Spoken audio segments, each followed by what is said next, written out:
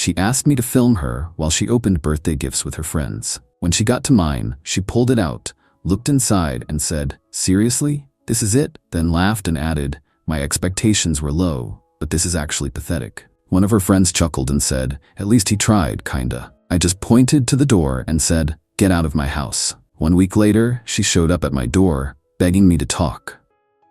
Before we start, I just want to say thank you for being here. It means the world. But take a look at this. Only 8% of people watching are subscribed. If you enjoy these stories and want to support more of them, just one click makes a huge difference.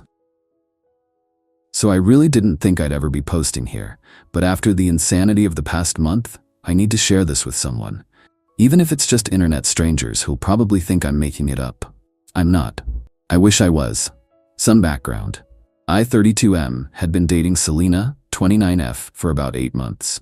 We met through a mutual friend at a local art show, hit it off, and things progressed pretty naturally from there.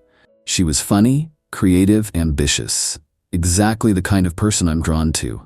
She worked in marketing for a local startup, and I own a small but successful custom woodworking business, relevant later. Things were going well, or so I thought. We spent most weekends together, had met each other's friends, and were in that comfortable groove of a relationship that's past the honeymoon phase but still exciting. At least that's where I thought we were. Her birthday was coming up, and she decided to have a small get-together at my place, just her 5 closest friends. My house is bigger than her apartment, and I have a nice backyard with a fire pit, so it made sense. I was happy to host. I spent the day cleaning, setting up the outdoor area with string lights, getting snacks and drinks ready, the whole 9 yards.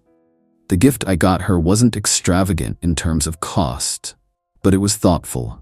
Or at least I thought so. Selena had mentioned a few times that she wished she had a better way to organize her jewelry. She traveled a lot for work and was always complaining about tangled necklaces and lost earrings. So I made her a custom travel jewelry box from reclaimed wood that came from her favorite local brewery when they renovated. I'd done some work for them and kept some of the materials. It had her initials inlaid in a different wood, special compartments for different types of jewelry, and a hidden drawer with a custom lock that you opened by pressing specific spots in a certain order. It took me about 3 weeks to design and build. Her friends arrived around 7, and everything was going great.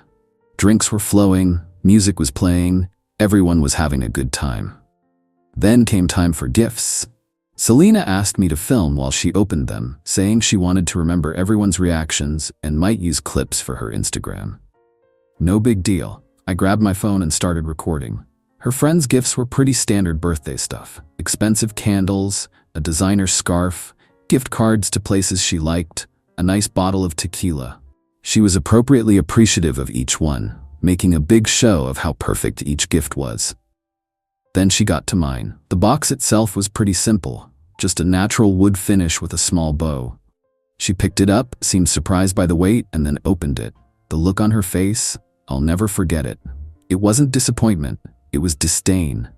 "Seriously? This is it?" she said, holding up the jewelry box like it was a dead rat. I was still filming, completely frozen. Then she laughed and added, "My expectations were low, but this is actually pathetic." One of her friends, I think it was Megan, chuckled and said, "At least he tried." Kinda. Another friend looked embarrassed and tried to salvage the moment. "It looks handmade, that's sweet." Selena rolled her eyes. "Yeah, I guess it's the thought that counts, although not much thought went into this." She set it aside and reached for the tequila her other friend had brought. "This is more like it. Who needs a shot?" I stopped recording. The whole time I hadn't said a word, just stood there holding my phone while my girlfriend and her friends mocked something I'd poured my heart into making for her. I walked over, picked up the jewelry box, and put it back in its gift bag. Then I just pointed to the door and said, "Get out of my house." Selena looked at me like I was speaking another language. "What?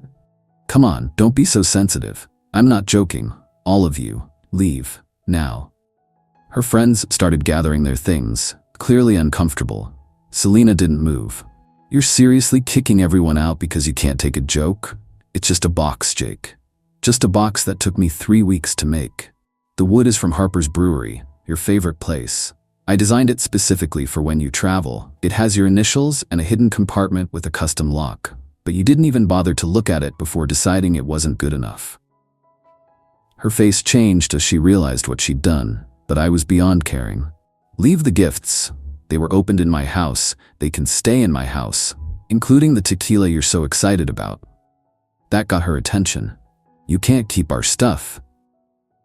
"Watch me. You have 60 seconds to get out before I call the police and report trespassers." They left. I closed the door, locked it, turned off my phone, and sat in the silence of my living room surrounded by birthday decorations and half-eaten snacks. The next morning, I had 37 missed calls from Selena, a dozen texts, and a couple of voicemails where she alternated between apologizing and telling me I was overreacting. I ignored all of it. I needed time to think. What bothered me most wasn't just her reaction to the gift. It was the glimpse into who she really was when she thought she could get away with it. The casual cruelty, the way her friends participated like they'd done this before. The fact that she was filming it for social media made it even worse. I spent the weekend cleaning up, putting away the party stuff, and thinking. By Monday, I decided the relationship was over. I texted her a simple message. "We're done. I'll box up anything you left at my place. You can pick it up from the front porch next weekend." Then I blocked her number. But here's where things get interesting, and where my petty revenge comes in. Remember how I said I own a custom woodworking business? Well, Selena's startup had hired me about 2 months ago to design and build custom display units for their office remodel and upcoming industry showcase. The contract was worth about $15. Not huge, but definitely one of my bigger projects for the year. I'd already received a 30% deposit and had drawn up the designs, but hadn't started building yet. The contract had a clause stating that in the event of irreconcilable personal differences between parties, either side could terminate with proper notice. It was actually Selena who had insisted on adding that clause, saying it was just business sense to have an out if things went south between us. Monday morning, I sent an email to Selena's boss, who was my actual client contact. "Dear Jennifer, due to irreconcilable personal differences that have arisen between myself and Selena, I regretfully need to terminate our contract per Section 5.2. I'm happy to refund the deposit in full and can recommend several other craftsmen who might be able to take on the project at short notice. Sincerely, Jake."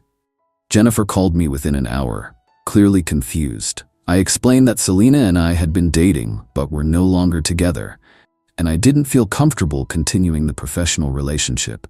I didn't give details about what happened, just said it was a personal matter. Jennifer seemed disappointed but understanding and thanked me for the referrals. I didn't hear anything more about it for a few days, which was fine by me. I refunded their deposit and moved on with my life. Then, exactly 1 week after the birthday disaster, Selena showed up at my door. She looked terrible. Puffy eyes, messy hair, none of her usual perfectly put together appearance. When I opened the door, security chain still on, she immediately started crying. "Jake, please, I need to talk to you. I'm so sorry about the birthday thing. I don't know what got into me. Please just let me explain." I didn't invite her in, but I did ask, "Did Jennifer talk to you about the contract?" Her expression changed instantly. "Yes, you can't do that to me, Jake. That showcase is huge for our company, and I was the one who brought you in. Jennifer is furious with me. My job is literally on the line here." And there it was, the real reason for her visit. Not to genuinely apologize, but because my decision had consequences for her career. "That's unfortunate," I said calmly, "but as your own contract clause states, either party can terminate due to personal differences. But we can work through this. It was just a stupid joke that went too far. I love the jewelry box, really. It's beautiful." "You haven't even seen it properly," I pointed out. "You were too busy making fun of it to notice any of the details I just told you about." She wiped her eyes, clearly trying a different approach. I was just surprised. I don't know what I thought, but I'm truly sorry, Jake. Please reconsider the contract. If not for me, then for the rest of the team who didn't do anything wrong. I considered this for a moment. You know what? You're right. Your team shouldn't suffer because you're a terrible person. Her face lit up with hope. "So here's what I'll do," I continued. "I'll honor the contract on one condition." "Anything," she said quickly. "You publicly apologize. Same audience as the original insult." She looked confused. "What do you mean? You mentioned wanting to put clips from your birthday on Instagram, right? Instead, you post the full, unedited video of you opening my gift and mocking it. You tag me, and you include a genuine apology for your behavior.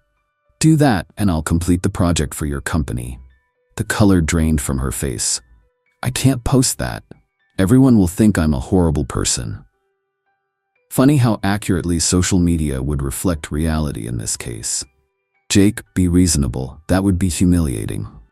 More humiliating than being mocked in your own home after spending weeks creating something special for someone you cared about?" She didn't have an answer for that. "Those are my terms. Post the video with a real apology by midnight tonight, and I'll email Jennifer tomorrow morning saying I've reconsidered. Otherwise, find someone else to do your project." I started to close the door. "Wait," she called. "What about us? Can we at least talk about giving our relationship another chance?" I laughed, not meanly, just genuinely amused. "There is no us, Selena. That ended the moment you decided it was okay to humiliate me for entertainment. The only thing we're discussing is a business arrangement." She left looking defeated. I honestly didn't think she'd do it. Posting that video would show everyone in her carefully curated social media life exactly who she was behind the filter. Her brand was all about positivity and appreciation. This would shatter that image. But at 11:58 p.m., my phone pinged with an Instagram notification. Selena had tagged me in a post. There it was. The unedited video of her opening my gift and reacting with disgust, followed by her friends' comments and my dead silence behind the camera. She'd added a long caption. "This is the hardest thing I've ever posted. This video shows me at my absolute worst moment, and I'm sharing it not for sympathy, but because owning our mistakes is the only way to grow." This was Jake's handmade birthday gift to me, a beautiful custom jewelry box that I completely failed to appreciate. My reaction was cruel, thoughtless, and entirely about my own materialism, rather than the incredible thought and craftsmanship that went into this gift. "Jake, I am deeply sorry for hurting you and for not recognizing the value of something made with such care. To everyone else, let this be a reminder that gratitude and kindness matter more than any price tag." I stared at my phone for a long time. The comments were already pouring in, mostly people expressing shock at her behavior and praising her bravery for posting it. A few defending her, saying everyone makes mistakes. Her friends from the party were notably silent. The next morning, I emailed Jennifer. "Dear Jennifer, after further consideration, I've decided I can continue with the project as originally planned. My personal feelings shouldn't impact our professional agreement. I'll begin work immediately and will have everything ready by the original deadline. Regards, Jake." She replied within minutes, thanking me profusely. She didn't mention Selena or the Instagram post, but I got the sense she'd seen it. I completed the project over the next few weeks. It was some of my best work. I'm professional enough not to deliberately do a bad job because of personal issues. When installation day came, I coordinated with Jennifer directly. Selena was nowhere to be seen. As I was packing up my tools, Jennifer finally addressed the elephant in the room. "I saw the video," she said quietly. "For what it's worth, that jewelry box was exquisite. Some people don't recognize quality when they see it." I just nodded and thanked her for her business.